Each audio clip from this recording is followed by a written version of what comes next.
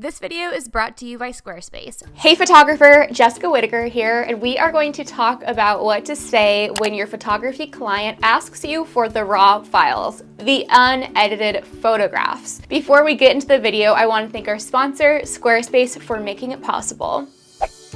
A photo speaks 1,000 words, but a polished and professional portfolio can get us those $1,000 clients. Enter Squarespace, the all-in-one platform for websites and domains. Photographers, it's time to be done settling for slow-loading websites with tedious plugins. I trust Squarespace's all-in-one platform to keep me booked and busy. Pick from one of their dozens of contemporary drag-and-drop layouts, host your custom domain and email with them, and even conduct successful email campaigns. Everything you need to run a successful photography business under their umbrella and at your fingertips. You can head to squarespace.com to begin your free trial, and when you are ready to launch your beautiful professional website, you can go to squarespace.com/Jessica Whitaker to get 10% off of your first purchase of a website or a domain. Before I tell you what to say, I really want to emphasize how to say it. It's really important that we go in with the mindset of giving our client the benefit of the doubt. I know that it can be our initial reaction to be annoyed when a client asks for unedited photos,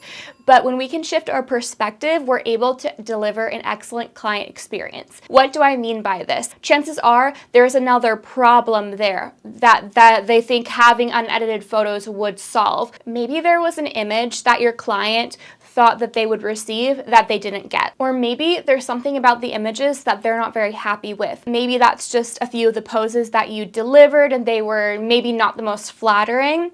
That's where your photography contract would come in. Having a solid photography contract that can act as the medium between you and your client, and the contract is kind of the bad guy, where you as the photographer can just refer them to the contract in a very sterile way. And if you're looking for photography contracts that will protect you, that have been drafted by a lawyer, I'm going to have my recommendation down in the description box. Once we have this mindset of there's a problem here, let's solve it, rather than immediately shutting your client down, we can go in with the opportunity to have clear communication. Now that we've shifted our perspective on this topic, let's talk about what to say. Number one, you need to keep the conversation in email if you are going to be doing any kind of messaging. This establishes a professional boundary between you and your client, and it allows you time to formulate a response to them when they have these kind of questions for you.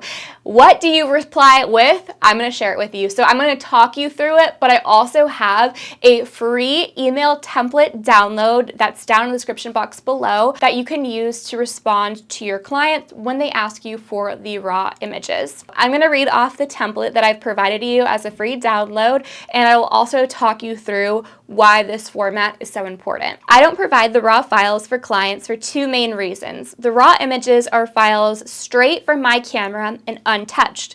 At the raw state, the images are not edited and they don't quite represent my photography yet. So think of a painting. I've only prepped the canvas in this stage. It also takes a special software that I've purchased to convert them into an image that you can view on your screen. This process is long for me, and these file sizes are massive. So the process of converting these files is part of what you pay for with my services. Your work is done after we wrap the shoot, and all you have to do is download the final result.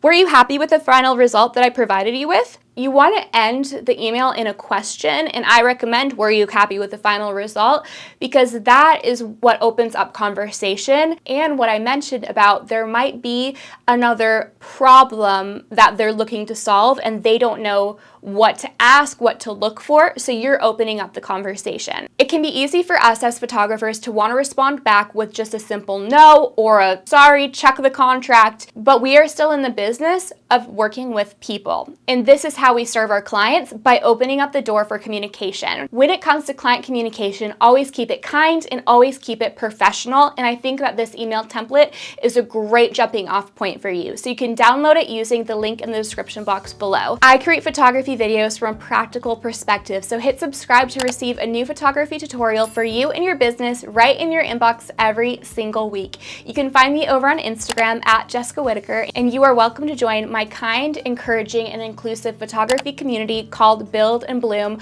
over on Facebook groups.